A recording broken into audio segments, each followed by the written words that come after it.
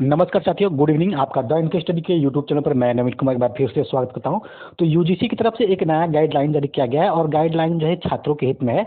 अब वे सभी छात्र जो पीएचडी करना चाहते हैं और पीएचडी करने के लिए अलग अलग एडमिशन फॉर्म अप्लाई करते हैं अलग अलग विश्वविद्यालयों में, तब उन्हें ऐसा नहीं करना पड़ेगा, क्योंकि अब जो नेट का स्कोर है उसी नेट के स्कोर के आधार पे और पीएचडी के इंटरव्यू के आधार पे जो है कि आपको एक मेरिट तैयार की जाएगी और उस हिसाब से आप पीएचडी में एडमिशन ले सकते हैं। तो क्या है नई गाइडलाइन, इसको देख लेते हैं। अगर आप चैनल पर नए हैं तो उसको एक लाइक और सब्सक्राइब जरूर करें।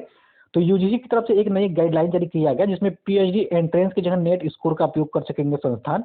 तो वैसे संस्थान जो है कि अब उन्हें मेरिट बनाने में आसानी होगी, क्योंकि मेरिट बनाने के लिए जो सबसे पहली दो बातें इसमें समाहित किया गया है। एक कि जो नेट में आपका स्कोर है उसका 70% जो मार्क्स और इंटरव्यू में आपका 30% मार्क्स दोनों को मिला के आपका मेरिट बनाया जाएगा। तो आपको अलग अलग एंट्रेंस एग्जाम से जो है कि छुटकारा मिल जाएगा और अलग अलग विश्वविद्यालयों में जो आप फॉर्म अप्लाई करते हैं तो उससे भी कहीं ना कहीं छुटकारा मिल जाएगा। तो यूजीसी अब जो है कि 3 कैटेगरी में आयोजित होगा नेट। तीसरी कैटेगरी सिर्फ पीएचडी नामांकन के लिए होगी। तो अभी तक जो है कि 2 कैटेगरी में यूजीसी नेट आयोजित होता था, जिसमें पहली कैटेगरी थी कि क्या आप केवल नेट के लिए अप्लाई करना चाहते हैं या फिर नेट और जेआरएफ दोनों के लिए अप्लाई करना चाहते हैं। तो एक तीसरा पॉइंट इसमें मिलेगा कि आप जो है कि पीएचडी के लिए भी अप्लाई करना चाहते हैं। तो तीनों ही पॉइंट जो है कि इसमें समाहित रहेगा। तो विश्वविद्यालय अनुदान आयोग ने नेशनल एलिजिबिलिटी टेस्ट यानी नेट को लेकर नई गाइडलाइन जारी की है। अब नेट की परीक्षा का स्कोर 3 अलग अलग कैटेगरी में जारी किया जाएगा। तीसरी कैटेगरी सिर्फ पीएचडी नामांकन के लिए अलग से शामिल की गई है, जो ऑल इंडिया लेवल पर उच्च शिक्षण संस्थानों में पीएचडी एंट्रेंस टेस्ट के विकल्प के रूप में इस्तेमाल की जा सकेगी।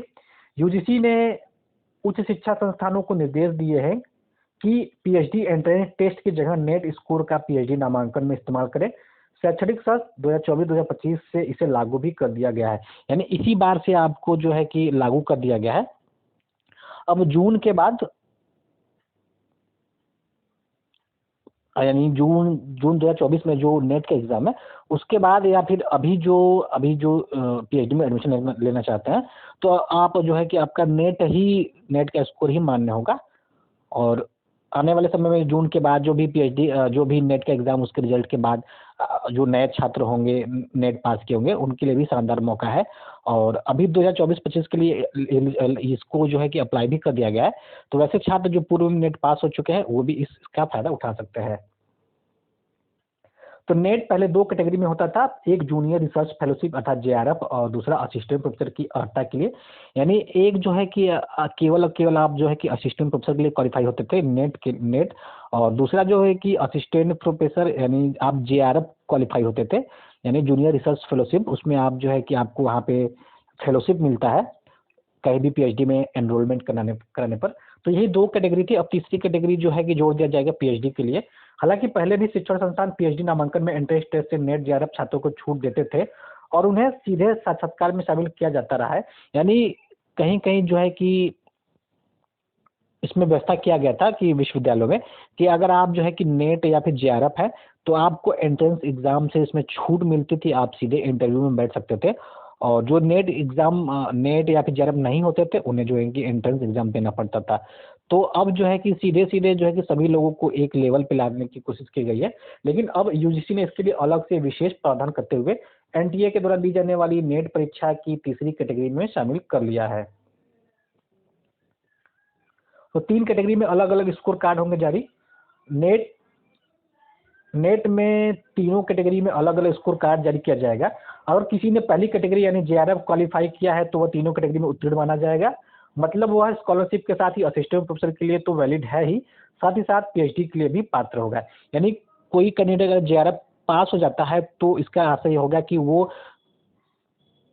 वो असिस्टेंट प्रोफेसर के लिए तो वैलिड है ही, साथ ही उसको स्कॉलरशिप भी मिलेगा, फेलोशिप मिलेगा और वो पीएचडी के लिए भी पात्र माना जाएगा। इसी प्रकार अगर कोई दूसरी कैटेगरी में उत्तीर्ण हुआ है तो वो असिस्टेंट प्रोफेसर के साथ पीएचडी नामांकन के लिए वैलिड है। यानी केवल नेट पास हुआ है तो वो जो है कि पीएचडी के लिए एलिजिबल रहेगा।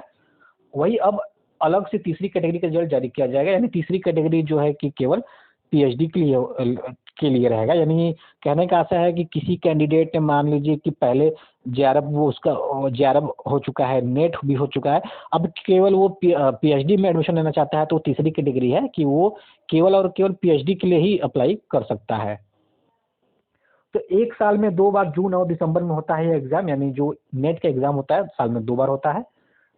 एनईपी 2020 में राष्ट्रीय प्रावधानों की समीक्षा के लिए एक विशेषज्ञ समिति का गठन किया गया था, जिसके द्वारा यह निर्णय लिया गया है। पहले ऑल इंडिया लेवल पर पीएचडी के लिए अलग से एंट्रेंस टेस्ट लेने की बात कही जा रही थी।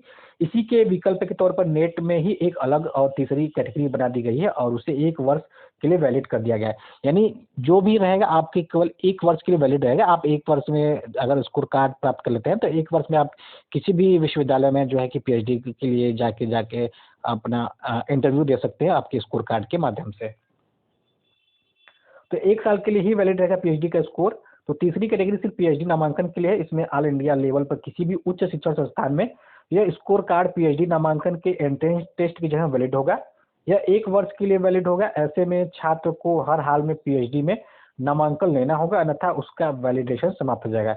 यानी अगर आपने जून 2024 का एग्ज़ाम देना चाहते हैं पीएचडी का, उसमें जो है कि नेट का एग्ज़ाम देना चाहते हैं तो आप जो है कि कर सकते हैं। फिर इस जून से अगले जून, यानी जब तक रिजल्ट आएगा, रिजल्ट जारी करने की तिथि से अगले 1 साल तक वो वैलिड रहेगा। उसके बाद जो है कि इसकी वैलिडिटी समाप्त हो जाएगी। फिर से आपको पीएचडी का जो है कि आपको नेट का एग्ज़ाम भरना पड़ेगा। तो कहीं न कहीं अभ्यर्थियों के लिए सुविधा की बात ये है कि आपको अलग-अलग विश्वविद्यालय में अलग-अलग एंट्रेंस नहीं देना पड़ेगा और डायरेक्ट जो है कि आप नेट के स्कोर कार्ड के आधार पे और इंटरव्यू के आधार पे ही आपका मेरिट बन जाएगा। तो इससे कहीं न कहीं सहूलियत मिलेगी। फिलहाल इस वीडियो में बस इतना ही। अगर आपको ये जानकारी अच्छी लगी, पसंद आए तो उसको एक लाइक और सब्सक्राइब ज़रूर करें। मिलते हैं अगले वीडियो में बने रहिए द एनके स्टडी के साथ। बहुत-बहुत धन्यवाद।